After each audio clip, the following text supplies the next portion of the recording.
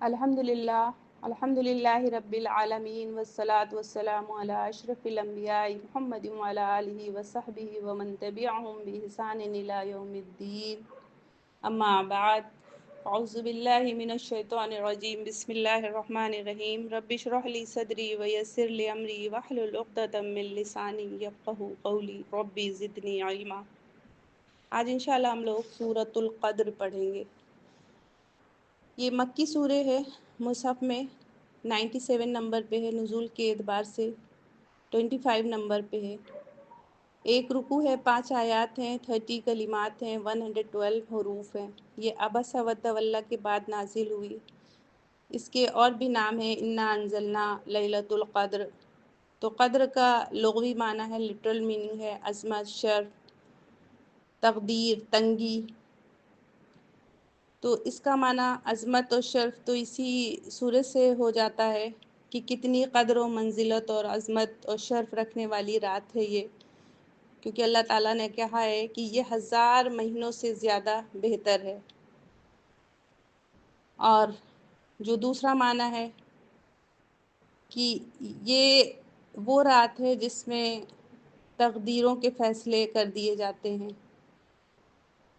اور تیسرا جو تنگی ہے، تو اتنی کثیر تعداد میں فرشتے اترتے ہیں کہ زمین تنگ پڑ جاتی ہے اس رات میں۔ تو یہ اس کے معنی تھے۔ اس کا اصطلاحی معنی ہے، یعنی ٹیکنیکل میننگ ہے، وہ رات جس میں قرآن اتارا گیا، سالانہ تقدیروں کے فیصلے فرشتوں کو دے دیے جاتے ہیں، اور فرشتے اور جبریل امین آتے ہیں اور ساری چیزیں کرتے ہیں، اور یہ عظمت اور برکت والی رات ہے۔ اس کا شان نزول یہ ہے کہ نبی صلی اللہ علیہ وسلم نے بنی اسرائیل کے ایک شخص کا ذکر کیا جس نے اللہ تعالیٰ کے راستے میں 1000 مہینے تک جہاد کیا اور عبادت کی۔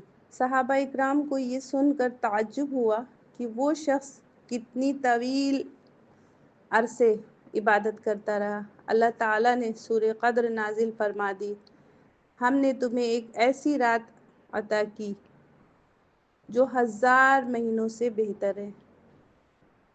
ایک دوسری روایت میں آیا ہے کہ نبی کریم صلی اللہ علیہ وسلم نے سابقہ امت کے اعمال کو دیکھا تو ان کی عمریں لمبی تھیں اور زیادہ عبادات کے مواقع ملتے تھے۔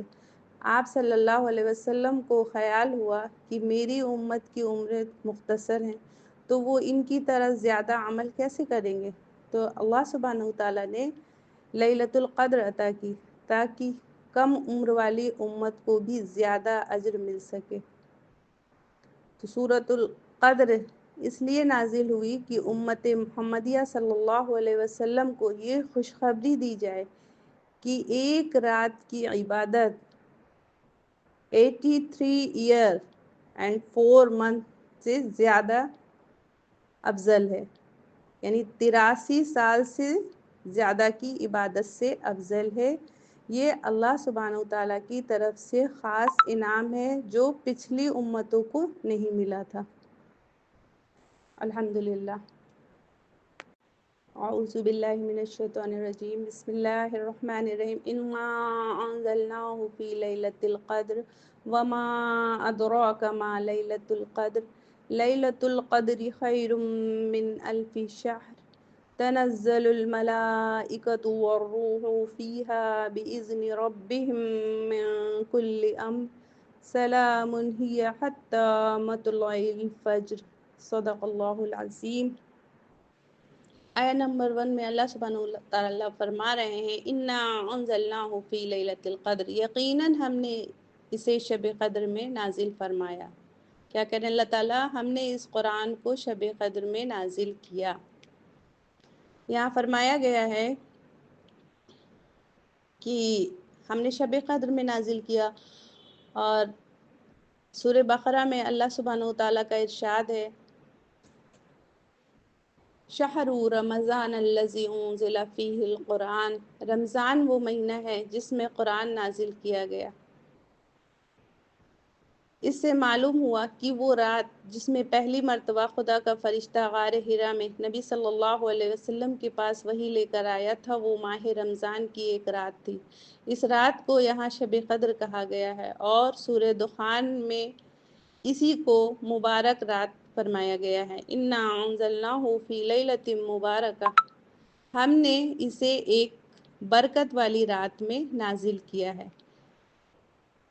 اس رات میں قرآن نازل کرنے کے دو مطلب ہو سکتے ہیں کہ ایک کہ اس رات کو پورا قرآن حامل وہی فرشتہ یعنی جبریل امین کے حوالے کر دیا گیا، اور پھر واقعات اور حالات کے مطابق وقتاً فوقتاً 23 سال کے دوران میں جبریل علیہ السلام اللہ تعالیٰ کے حکم سے اس کی آیات اور صورتیں رسول اللہ صلی اللہ علیہ وسلم پر نازل کرتے رہے۔ یہ مطلب ابن عباس رضی اللہ تعالیٰ عنہ نے بیان کیا ہے۔ دوسرا مطلب یہ ہے کہ قرآن کے نزول کی ابتدا اس رات سے ہوئی ہے۔ بہرحال دونوں صورتوں میں بات ایک ہی رہتی ہے کہ رسول اللہ صلی اللہ علیہ وسلم پر قرآن کے نزول کا سلسلہ اسی رات کو شروع ہوا، اور یہی رات تھی جس میں سورہ علق کی ابتدائی 5 آیات نازل کی گئیں۔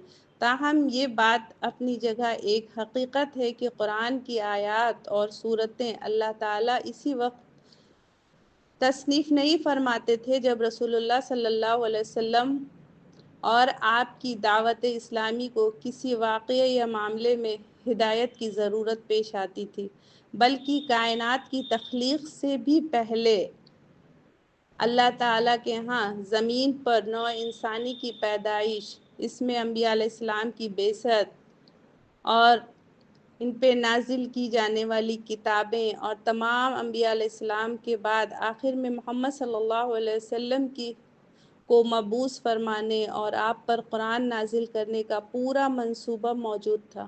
شب قدر میں صرف یہ کام ہوا کہ اس منصوبے کے آخری حصے پر عمل درآمد شروع کیا گیا، یعنی اس کام کی سٹارٹنگ ہوئی۔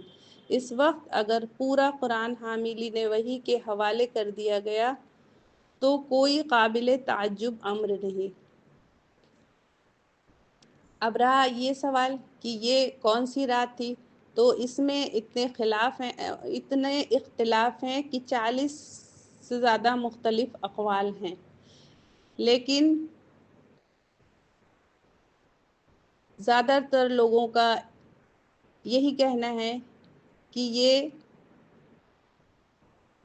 رمضان کے آخری 10 تاریخوں میں کوئی رات ہے، اور ان میں بھی زیادہ تر لوگوں کی رائے یہ ہے کہ وہ 27ویں رات ہے۔ اس معاملے میں جو متعدد حدیثیں ہیں وہ بہت ساری ہم لوگوں کو ملتی ہیں، لیکن ہمیں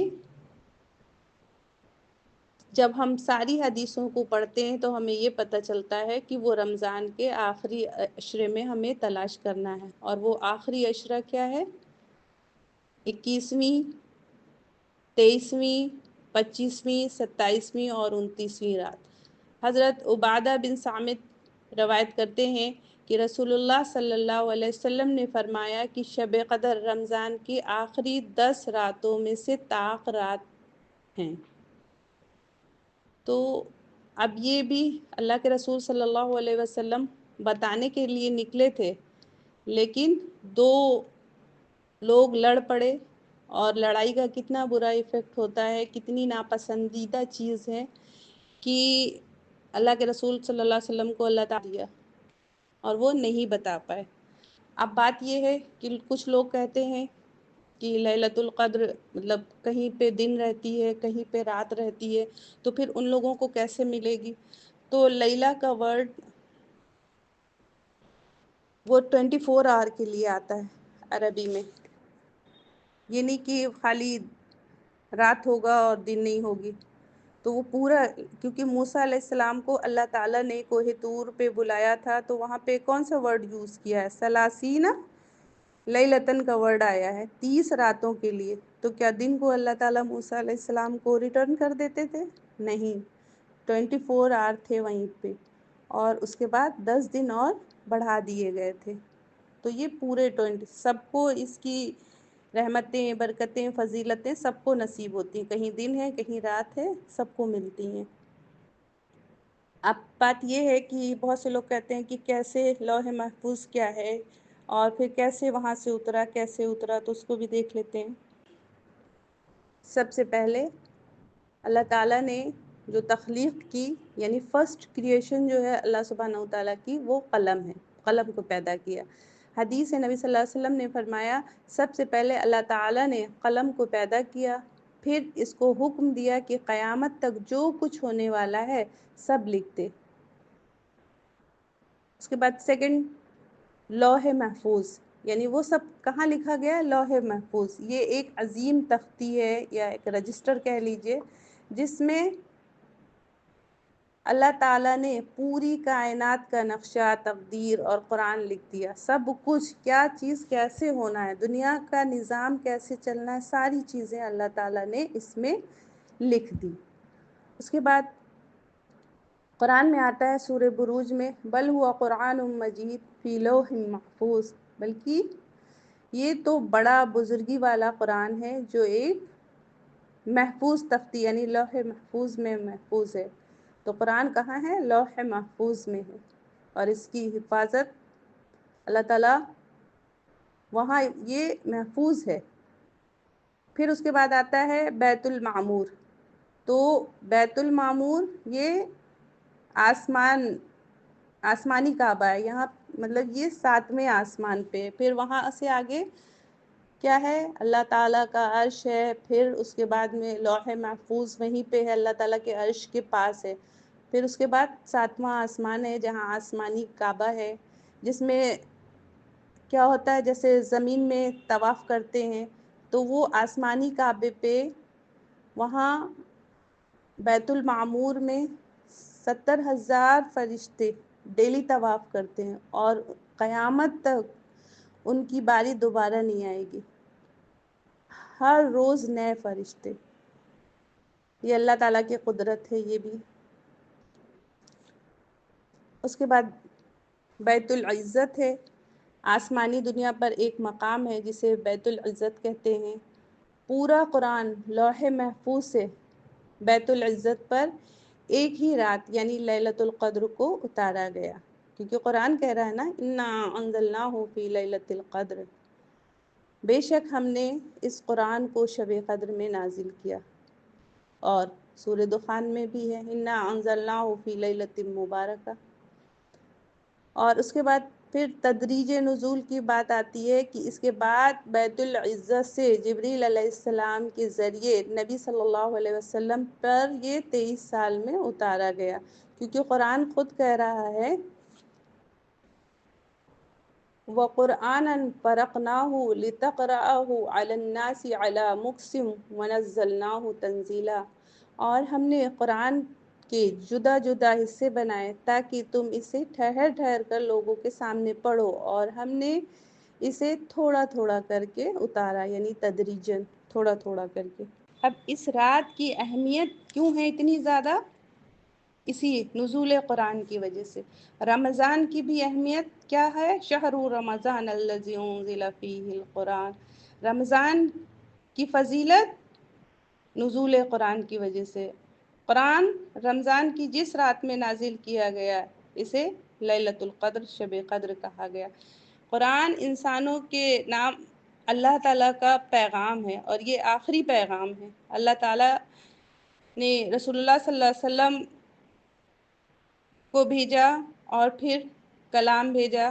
اپنی آخری وصیت میں رسول اللہ صلی اللہ علیہ وسلم نے یہی کہا تھا کہ قرآن اور سنت کو مضبوطی سے تھامے رہنا، تاکید فرمائی تھی اور فرمایا کہ اگر تم ایسا کرو گے تو کبھی گمراہ نہیں ہوگے۔ قرآن اللہ تعالیٰ کی ہدایت اور رہنمائی کا خزانہ ہے، ہدایت کا منبع ہے، ہدایت کا سرچشمہ ہے، سراپا ہدایت ہے۔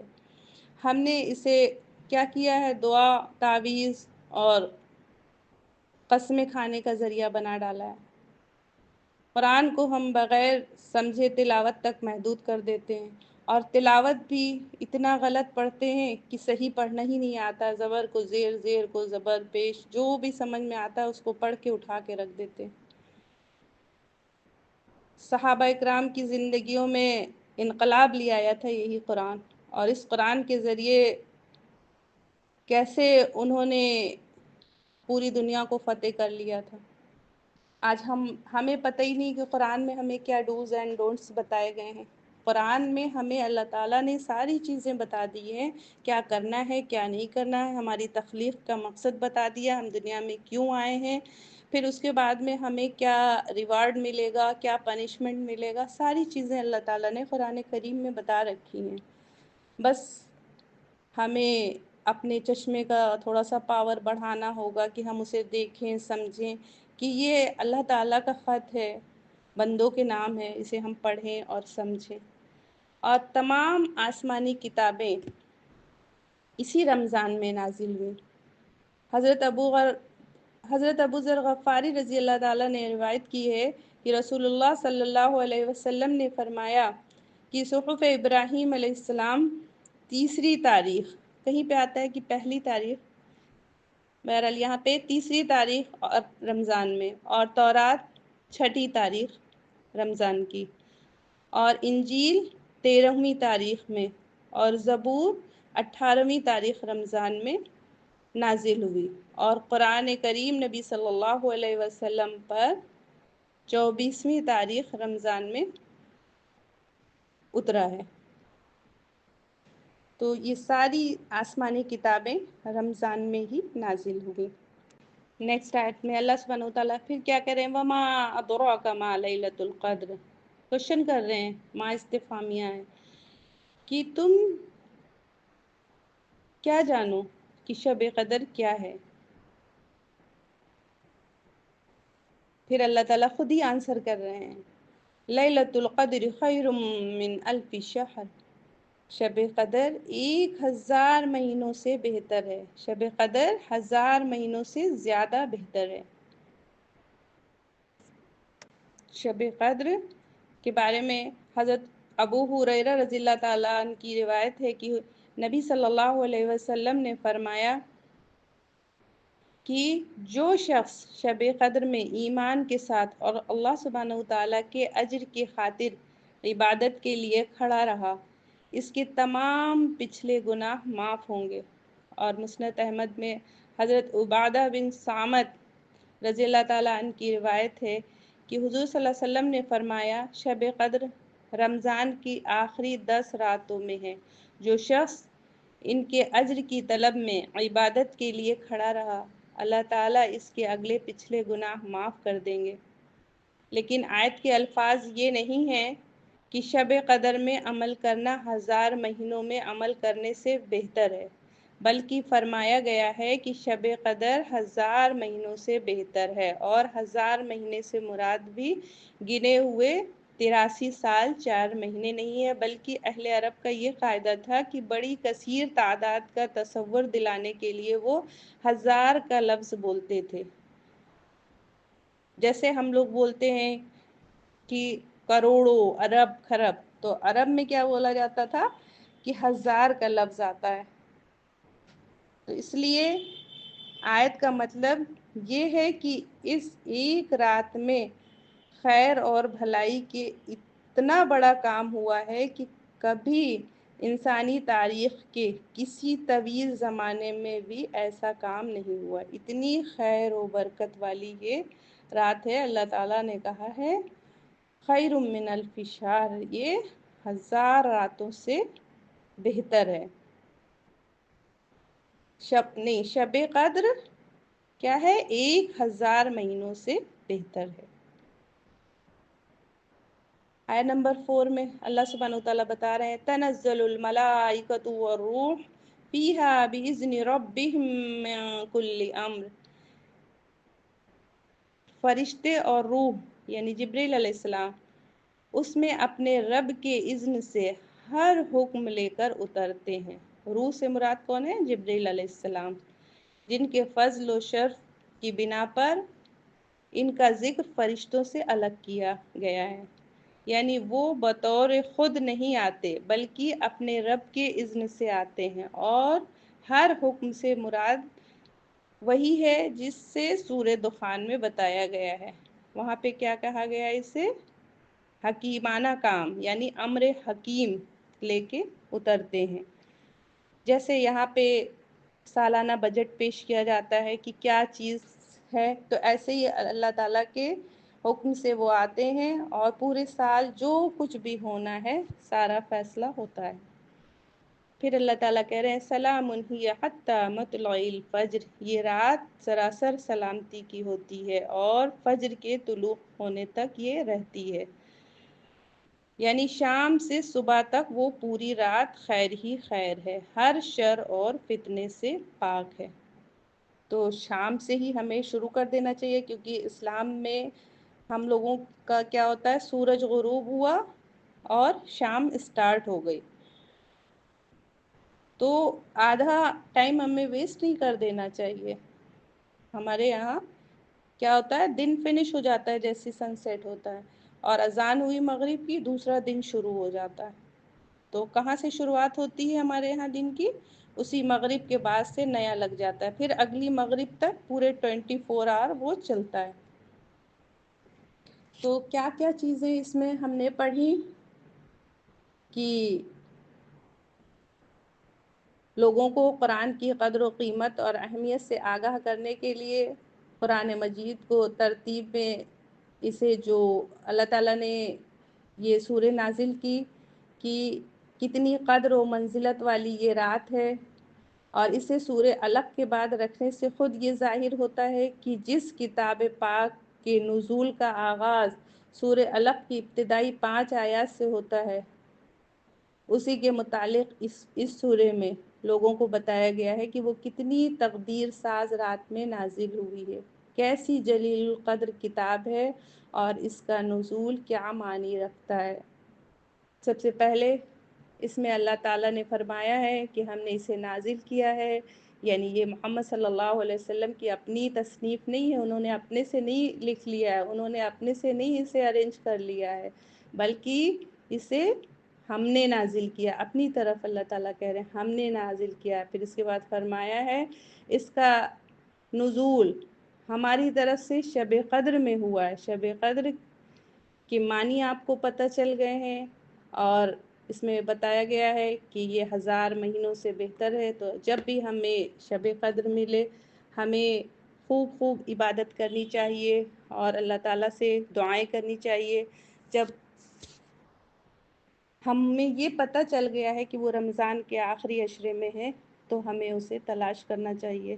اب اس کا مورل ویلیوز دیکھتے ہیں کہ کیا ہے۔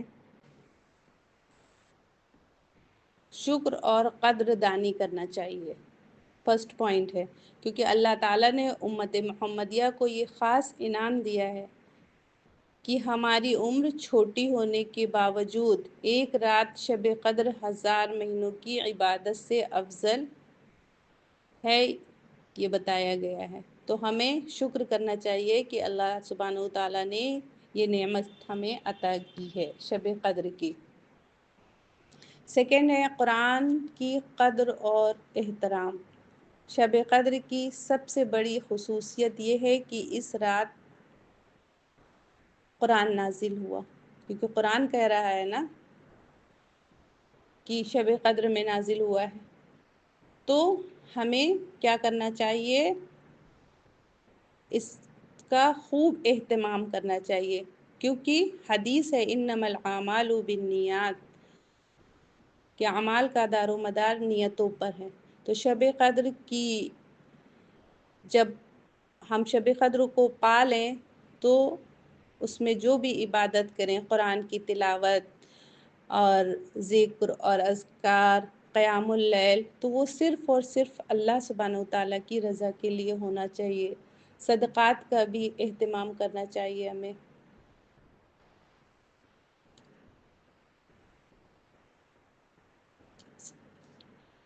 شب قدر ہمیں سکھاتی ہے کہ اللہ سبحانہ و تعالیٰ کے قریب ہونے کے لیے چند لمحے کافی ہیں، بشرطے نیت خالص ہو، کیونکہ حدیث میں ہے جو شخص شب قدر ایمان اور ثواب کی نیت سے عبادت کرے گا اس کے پچھلے تمام گناہ معاف کر دیے جائیں گے۔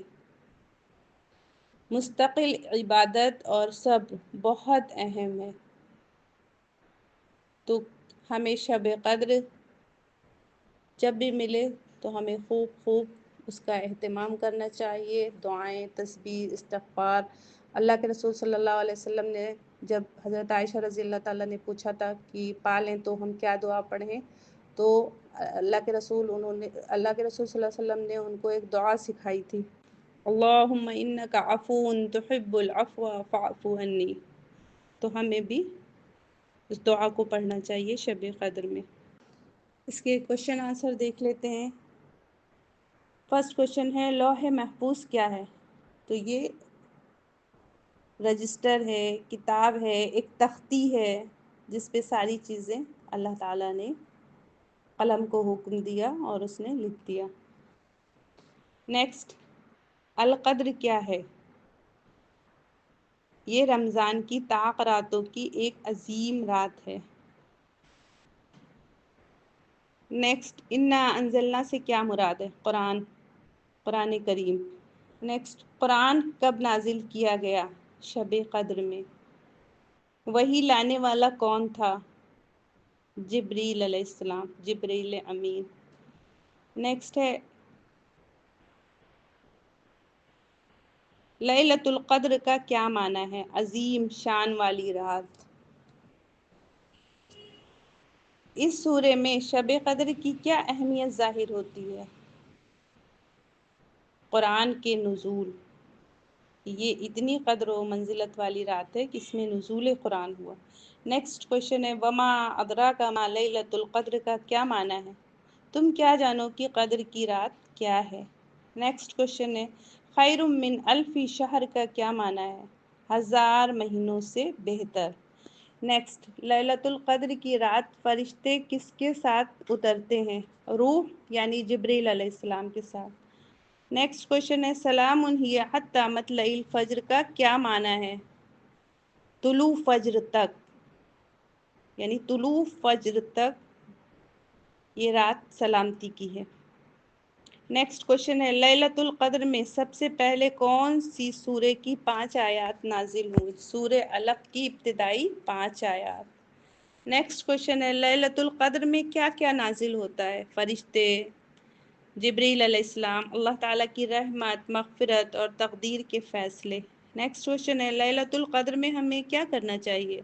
تسبیح، استغفار، نماز، قیام، دعا، تلاوت۔ نیکسٹ، لیلۃ القدر میں دعا کون قبول کرتا ہے؟ اللہ رب العزت۔ نیکسٹ، اس سورے میں سلام کا ذکر کس لیے ہے؟ ہر طرح کی خیر اور بھلائی، امن اور قرآن کی رات سراپا سلامتی کی ہے۔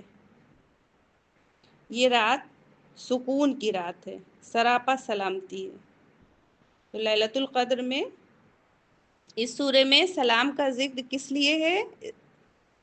ہر طرح کی خیر اور بھلائی، امن اور سکون کی رات، سراپا سلامتی ہے یہ۔ نیکسٹ کوشچن ہے لیلۃ القدر کی رات کو قرآن کس پر نازل ہوا؟ نبی صلی اللہ علیہ وسلم پر۔